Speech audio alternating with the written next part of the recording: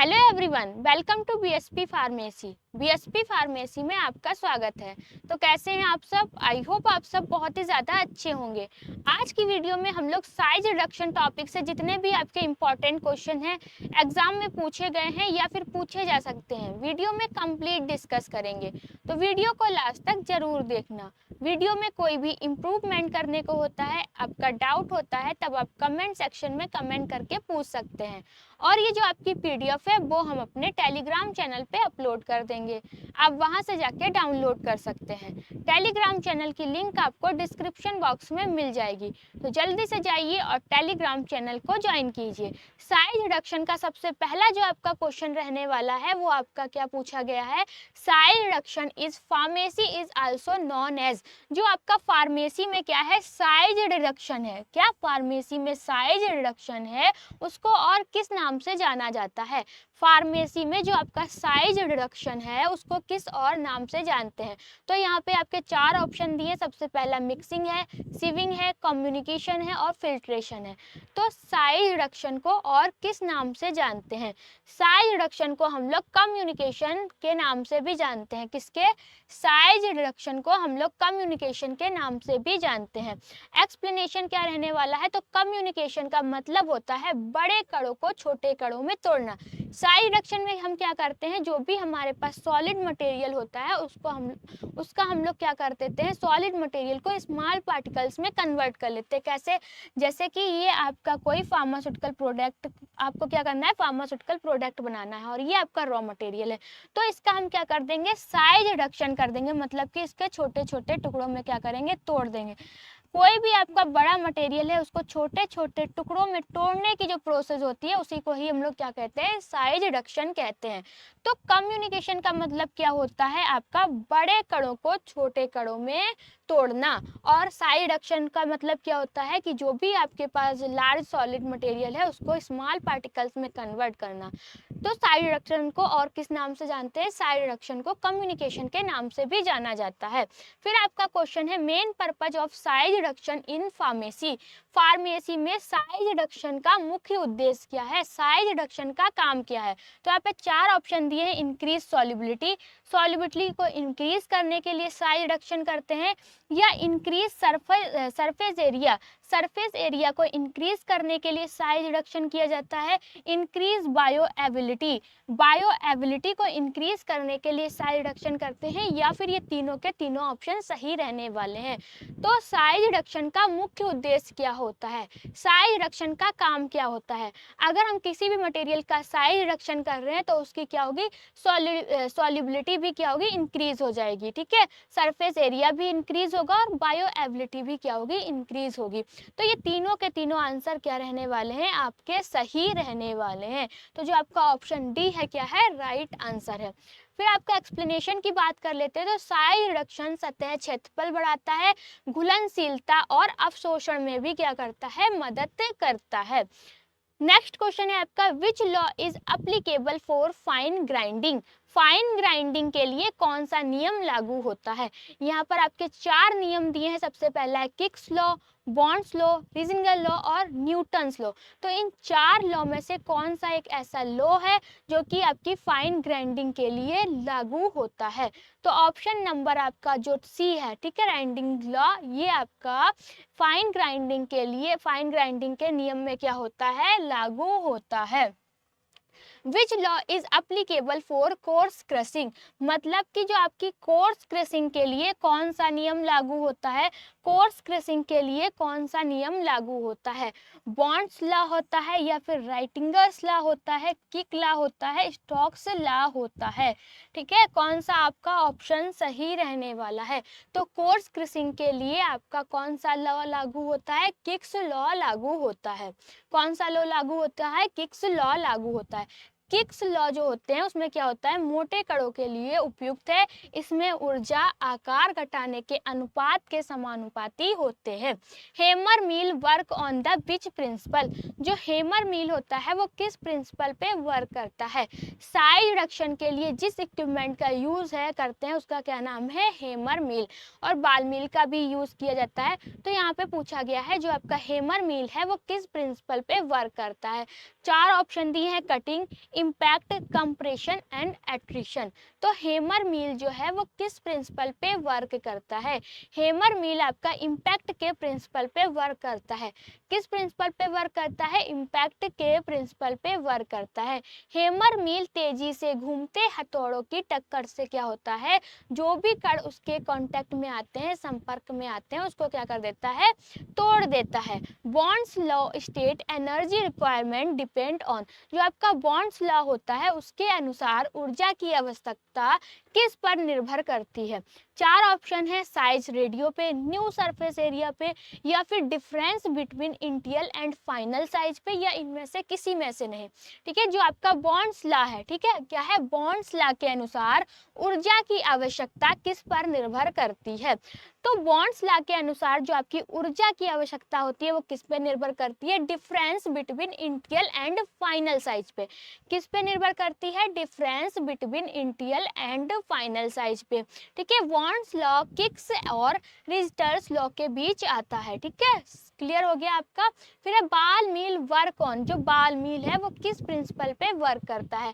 यहाँ पे 4 है, कौन सा? कंप्रेशन है, इम्पैक्ट एंड एट्रिशन है, कटिंग है, या फिर सीविंग है। ठीक है, बाल मील आपका किस प्रिंसिपल पे वर्क करता है? तो बाल मील जो है वो आपका इम्पैक्ट एंड एट्रिशन के प्रिंसिपल पे वर्क करता है। किस पे करता है? इम्पैक्ट एंड एट्रिशन के प्रिंसिपल पे वर्क करता है। फिर नेक्स्ट है आपका fluid energy mill is also called, जो आपका फ्लूइड एनर्जी मील होता है उसको और किस नाम से जानते हैं?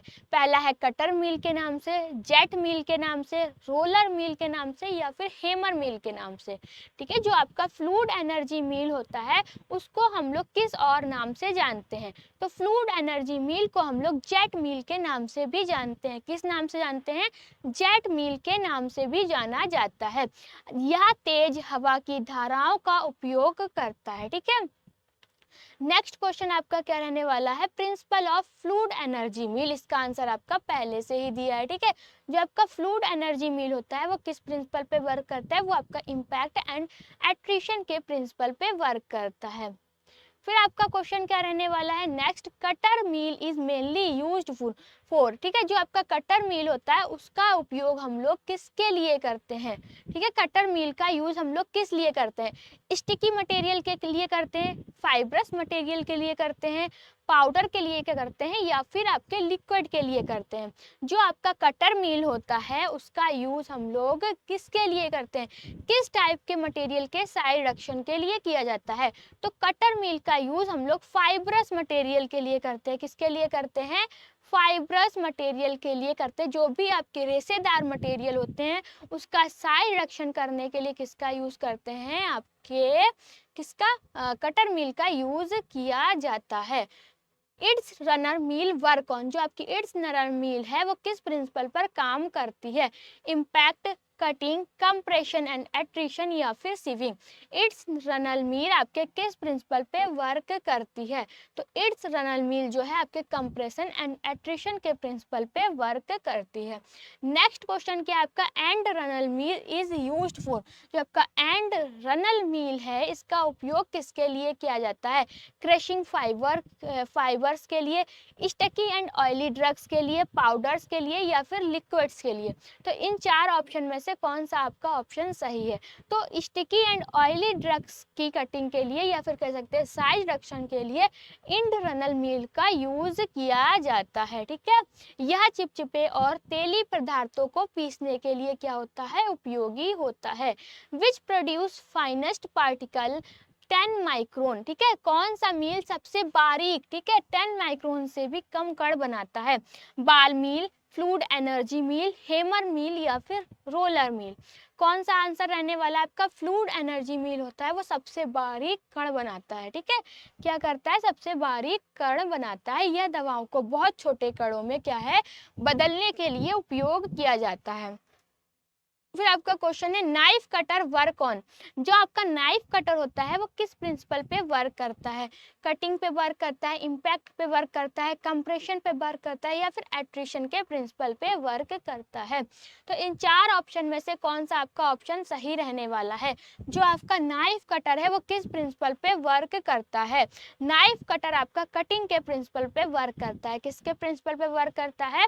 कटिंग के प्रिंसिपल पे वर्क करता है। यह तेज चाकुओं से क्या होता है? रेशेदार जो भी आपकी दवाएं होती हैं उसको काटता है। Which method increase the solubility of poorly soluble drugs. कौन सा तरीका कम घुलनशील दवाओं का डिसॉल्यूशन बढ़ाता है? कौन सा एक ऐसा तरीका है जो कम घुलनशील दवाओं का डिसॉल्यूशन बढ़ाता है? फिल्ट्रेशन, सिविंग, माइक्रोनाइजेशन या फिर सेडमेंटेशन। इन चार ऑप्शन में से आपका ऑप्शन कौन सा सही रहने वाला है? कौन सा तरीका कम घुलनशील दवाओं का डिसॉल्यूशन बढ़ाता है? तो ऑप्शन नंबर आपका जो सी है माइक्रोनाइजेशन, ये क्या करता है? जो भी आपकी कम घुलनशील दवाएं होती हैं उनका डिसॉल्यूशन क्या करता है? बढ़ा देता है। छोटे कण क्या होते हैं? जल्दी घुल जाते हैं। अब क्या है आपका which mill is used in ointment preparation. जब हम लोग ऑइंटमेंट बनाते हैं तो किस मील का यूज किया जाता है? कटर मील का यूज करते हैं, रोलर मील का यूज करते हैं, फ्लूइड एनर्जी मील का यूज करते हैं या फिर आपके हेमर मील का यूज किया जाता है? ऑइंटमेंट बनाने में कौन सा मील उपयोग होता है? ठीक है, इसमें क्या पूछा गया है? ऑइंटमेंट बनाने के लिए हम लोग किस मील का यूज करते हैं? तो ऑइंटमेंट बनाने के लिए आपकी रोलर मील का यूज किया जाता है। किस मील का यूज किया जाता है? रोलर मील का यूज किया जाता है। रोलर मील मलहम और पेस्ट को मिलाने व पीसने में क्या होती है? उपयोग होती है। ठीक है, क्या क्वेश्चन है आपका?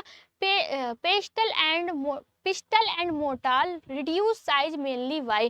जो आपका मोटार पिस्टल होता है या फिर कह सकते हैं पिस्टल एंड मोटार, ठीक है, मोटार पिस्टल में साइज रिडक्शन मुख्य रूप से किससे होता है?